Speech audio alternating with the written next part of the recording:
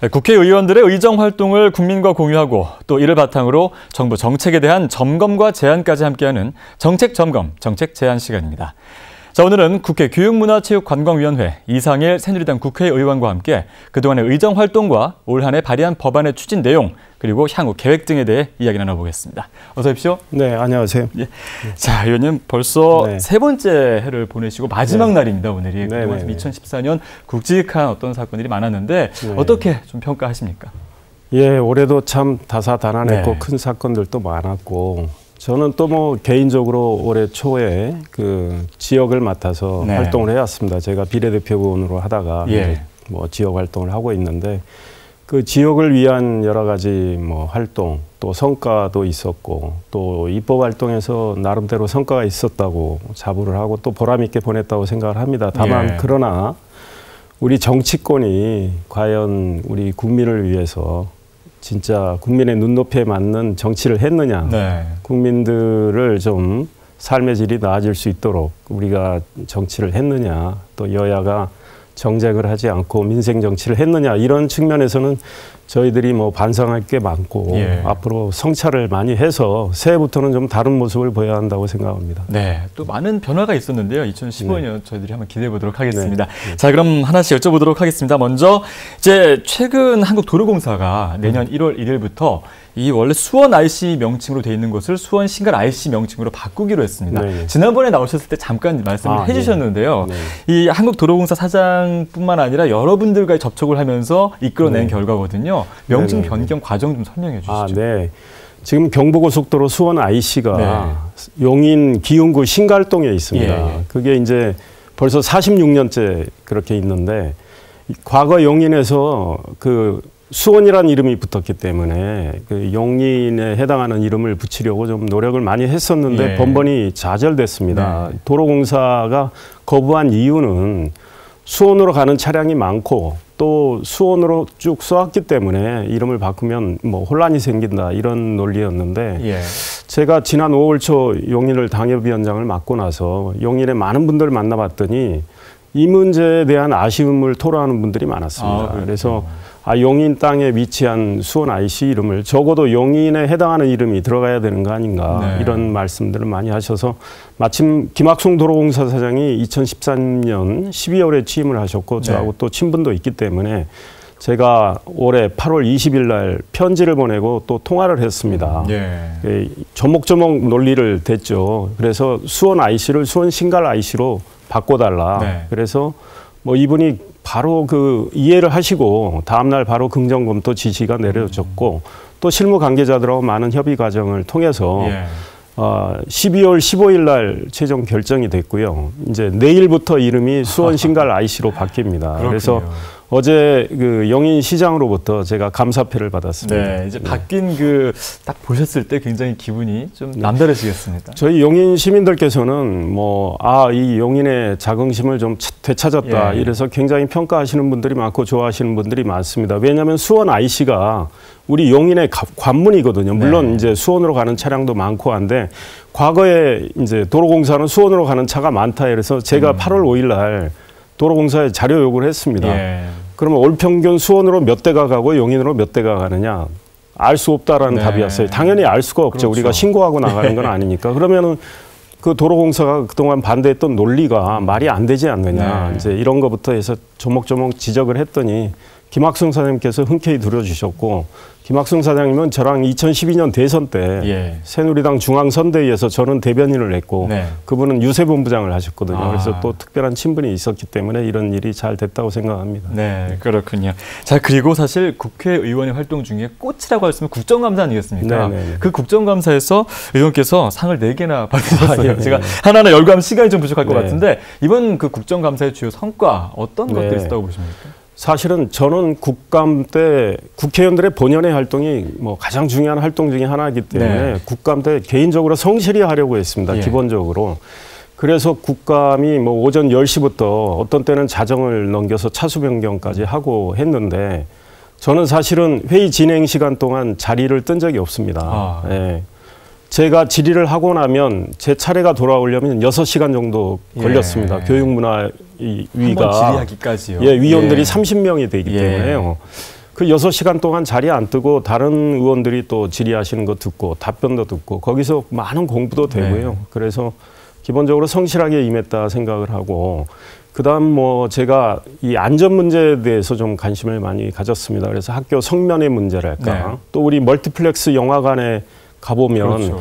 평소에 늘 느꼈던 건 여기서 화재가 나면 어떻게 대피할 수 있지? 예. 이 과연 안전하게 다 대피할 수 있을까? 이런 의문들을 좀 많이 가졌는데 한 대형 멀티플렉스 영화관 협조를 얻어서 그 해당 영화관에 그 과연 화재가 발생했을 때 제대로 도피할 수 있는지 예. 골든타임 3분 안에 도피할 수 있는지를 그 시뮬레이션을 했는데 5분이 지나도 다 이제 대피를 못 합니다. 예. 그래서 그 영화관도 고쳤습니다. 근데 왜 그러느냐면 설계도하고 달리 돼 있습니다. 예. 설계도에는 대피로가 있는데 거기에 막상 가보니까 여러 가지 구조물이 있어서 못 나가게 돼 있고 또 뭐 무슨 휴대폰 판매점이 있고 네. 편의점이 있고 예.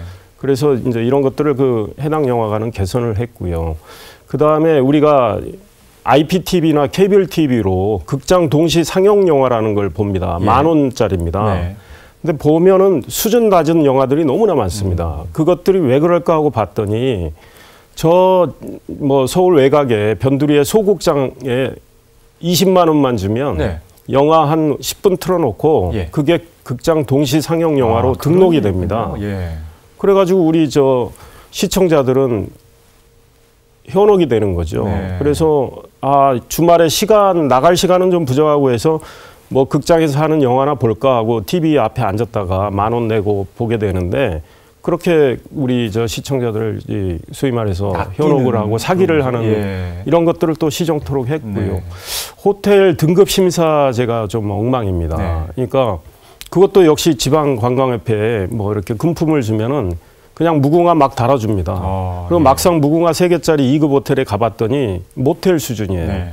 그 모텔은 호텔이라고 돼 있지만 등급 심사조차도 받질 않고 그냥 붙여놓습니다. 예. 그래서 이것도 아마 이제 내년부터 시정이 될 겁니다. 네, 외국인 관광객이 지금 1,400만 명 시대를 열었는데 그런 경우는 정말 사실 지난해에도 그런 것 좀 이슈가 됐었거든요. 네네. 예, 그렇군요. 자, 그리고 한 가지 더 여쭤볼 게 있습니다. 이스트 시 오브 코리아. 네네. 사실 그동안 그 지도에는 변기된 경우에도 뭐 시 오브 재팬하고 가로 열고 이스트 시 이렇게 돼 네, 있었는데 네. 의원께서 이거를 이스트 시 오브 코리아로 바꾸자 이렇게 네. 주장하십니다.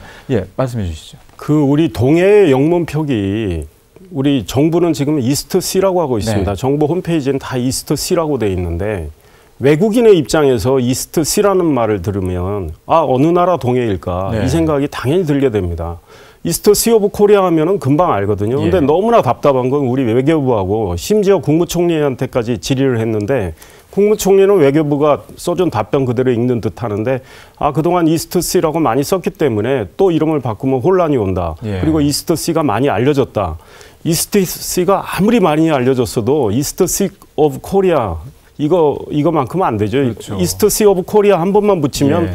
어느 나라 동해인지 알거든요. 근데 네. 우리 정부 아직도 안 하고 있어요. 저는 예. 그걸 바꿔보려고 하고 있고.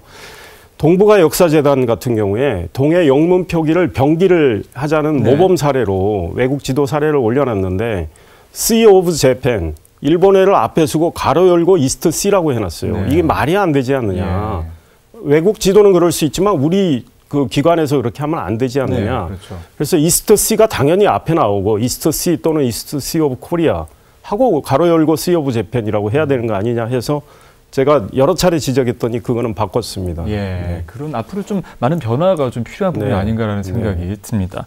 자, 그리고 의원께서 장애인 예술인에 대한 또 관심이 좀 높다고 이야기를 들었거든요. 지난 29일이었죠. 국회 대회의실에서 빗소리 친구들의 국회 공연 그리고 또 장애인 예술인들의 작품 전시회를 여셨는데 뭐 어떤 배경에서 추천했습니까? 우리 장애인 무용 수준은 네. 뭐 굉장히 높습니다. 사실 예. 뭐 중국 같은 데는 워낙에 지원이 많아가지고 대단하고요. 그 핀란드 분들이 와서 아까 빗소리 친구들 그 장애인 무용 공연을 보고 나서 초청을 해서 올 3월에 그 빗소리 친구들이 거기에 예. 가는데 제가 국회에서 29일 그 공연을 열었습니다. 예. 저는 그 취지는 우리 정치권에서 좀 많이 봤으면 좋겠다. 이분들의 실력이 어느 정도고 이분들의 꿈과 열정과 끼를 좀 느끼게끔 네. 해줬으면 좋겠다 해서 공연을 했고요. 대단했습니다. 열기가. 네. 그런데 이 장애인 예술에 대해서 관심과 배려와 사랑이 부족합니다. 예. 그래서 저는 그동안 쭉 세미나도 해왔고 관련 법도 냈는데 앞으로 그런 공연을 계기로 우리들이 장애인들이 비장애인과 다름없이 얼마든지 꿈과 열정과 끼를 살릴 수 있구나 이런 걸 해서 느끼게끔 해주고 이제 앞으로 좀 여러 가지 지원도 하게끔 그런 목적에서 공연을 열었습니다. 예, 저희가 지금 자료화면으로 사진을 준비했는데 혹시 사진을 보니까 정말 뭐 전혀 훨씬 뛰어난 작품이 나오지 않을까라는 생각이 들었거든요. 예. 자, 그리고 지금 사실 이제 취업 관련 많은 이슈들이 있습니다. 한 가지 이제 의원께서 발의하실 예정이 있는 그런 법안 중에 취업 후 학자금 상환 특별법이 있거든요. 이게 어떤 내용인가요? 지금 그동안에는 학자금 상환 기간을 너무 짧게 줘가지고 미처 공부를 한 다음에 취업을 못 한 다음에 상환 이 의무가 생기니까 참 그 취업자들, 취업을 구직자들도 어려웠고 그래서 이제 2010년부터 그 든든 학자금 상환해서 취업한 다음에 이제 상환하도록 돼 있는데 현재는 이제 채무자를 채용한 회사가 원천 징수를 통해서 상환하도록 돼 있습니다. 그런데 이제 회사가 뭐 일하다 보면 실수로 그 상환을 빠뜨리거나 하면 또 과태료도 물고 또 상환을 해야 하는 채무자도 당황하게 되고 이렇게 돼 있습니다. 그래서 회사가 원천 징수하는 그 시스템을 놔두고 또 개인이 직접 상환할 수 있는 길을 열어주자는 거죠. 그럼 개인이 상환하는 길을 만약에 열었을 때 개인이 상환 안 하면 그 뭐 문제가 생기는 거 아니냐. 그런데 그때는 또 회사한테 원천 징수하도록 이렇게 그 투 트랙으로 길을 열어주는 그런 법안을 만들었는데 뭐 우리 교육부나 국세청 같은 데서 꼭 필요한 법안이라고 얘기를 하고 있습니다. 그래서 이제 곧 뭐 내년 초에 제출할 예정입니다. 저는 사실 그 상환할 때 개인이 상환하는 라고 생각을 하고 있었거든요. 근데 그게 회사에서 원천 징수를 하게 돼 있거든요. 예, 그런 또 부분이 있었습니다. 자, 지금 이제 의원께서 아까 말씀하셨던 것처럼 용인을 당협위원장을 맡고 계시는데 아무래도 지역 현안 조금 여쭤볼게요. 자, 뭐 용인시 구성지구의 행복주택부지 학교 용지로 환원하기로 했다라는 이야기가 있는데 어떤 내용입니까? 그러니까 이 청덕동의 구성지구에 있는데 원래 학교 부지인데 11월에 우리 국토교통부가 이제 행복주택 사업 승인을 해버렸습니다. 그러니까 이 주민들은 당연히 학교가 들어설 걸로 믿고 있었는데 어느 날 그 자리에 행복주택이 들어선다니까 너무나 당황하고 또 분노를 했죠. 왜냐하면 그런 그 승인 과정에서 주민들의 의견을 들은 그런 그 과정도 없었고 그래서 급히 이제 뭐 주민들께서 뭐 시위도 하고 그다음 초등학생들 등교 거부도 하고 그런 일이 있었습니다. 그래서 급히 제가 서승환 국토교통부 장관을 만났습니다. 12월 15일 날. 그리고 아주 그게 부당하다는 걸 지적하는 자세한 내용의 서신을 쓰고 또 직접 만나서 설명을 하고 그래서 다음 날 또 만났더니 서승환 장관이 그 지적이 일리가 있다고 해서 그 재고 지시를 내렸다고 해서 12월 19일 날 그 바로 승인이 철회가 됐습니다. 사실은 국토교통부가 너무 빨리빨리 일을 처리해줘서 고맙게 생각을 하고 끝나면 지금 국토교통부 차관 만나서 또 감사하다는 이야기 할 예정인데 그래서 우리 뭐 청덕동 주민들께서는 좀 안심을 했는데 지금 이쪽에는 뭐 좀 인구가 늘어나고 학생들이 늘어나고 있기 때문에 굉장히 청덕초등학교 같은 경우 과밀이 심합니다. 그러니까 사실 학교 신설을 하나 해줘야 되는데 우리 용인시 교육청에서 뭐 학교가 필요 없다고 처음에 2009년 판단을 좀 잘못한 것 같은데 그렇게 해가지고 이렇게 문제가 생겼는데 다시 일단은 뭐 학교 부지로 일단 다시 환원을 했기 때문에 다행이고 앞으로 학교 신설이 돼야 된다고 생각합니다. 예, 그렇군요. 사실 이제 당협위원장 맡으시면서 여러 가지 지역에 대한 어떤 그런 일들을 보실 때 꼭 필요한 부분 바로 예산 아니겠습니까? 저희가 벌써 어느덧 시간이 벌써 이제 마지막 질문을 드려야 할 때가 됐습니다. 그래서 마지막으로 뭐 지역 예산 그동안 어떻게 좀 활동을 하셨는지 말씀해 주시죠. 예, 뭐 저는 지난 뭐 12월 2일 날 예산안 처리됐는데 그 과정에서 뭐 우리 지역을 위해서 예산 나름대로 많이 땄습니다. 그래서 우리 또 마북천이라고 있습니다. 거기에는 천이 작은데 그 비만 오면 침수가 되고 또 생활하수 문제도 있고 한데 그 용인시가 생각했던 것보다 예산이 많이 깎여서 그걸 뭐 한 제가 6억 원 정도 증액해서 그건 잘 될 것 같고 또 보정동에 주민센터가 없어가지고요. 그 상가 건물에 아주 비좁게 들어가고 있는데 그 행자부 특교 5억 원 받아서 뭐 신축하는데 좀 원활하게 했고 구갈중학교 그 냉난방 시설이 엉망인데 예. 또 교육부 특별교부금 뭐 3억 1,700만 원 받아서 그 전면 교체하도록 했고요. 예.